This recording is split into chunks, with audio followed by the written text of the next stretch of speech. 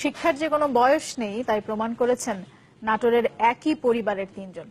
এবারের এইচএসসি ও সমমান পরীক্ষায় একসাথে পাশ করেছেন মা, ছেলে আর খালা। পরীক্ষার রেজাল্ট বের হবার পর থেকে আনন্দ বইছে গোটা পরিবারে। ছেলে রাকিবকে টপকে ভালো ফল করেছেন মা শাহনাজ বেগম, আর তাদের দুজনের চেয়েও ভালো করেন খালা মমতা হেনা। রাকিব কারিগরি বোর্ড থেকে পেয়েছে জিপিএ 3.67, মা শাহনাজ পান 4.83 আর খালা পেয়েছেন 4.88। একই পরিবারে একসাথে তিনজনের পাশের খবরে এলাকার অনেকেই ভিড় করেছেন তাদের বাড়িতে।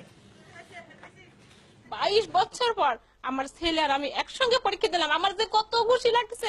আমার এক মা ছেলের মধ্যে একদম যদি ফ্রি করে দিত তাহলে আমি লেখাপড়াটা শেষ করতাম, এটা আমার খুব আশা। পড়ার ব্যাপারে অনেক সমস্যা হয়েছিল মাঝখানে, দেখা যাচ্ছে ফর্ম ফিল আপের বা বই কিনা বা স্কুলে যাতায়াত বা এরকম আর্থিক সমস্যা হয়েছিল, কিন্তু বাট সেই কষ্টের মাধ্যমে আমরা আজকে রেজাল্ট ফল পেয়েছি। 25 বছর পর ম্যাট্রিক পরীক্ষা দিছি ওই 1993 সালে। 25 বছর পর আমি ইন্টার পাস করলাম।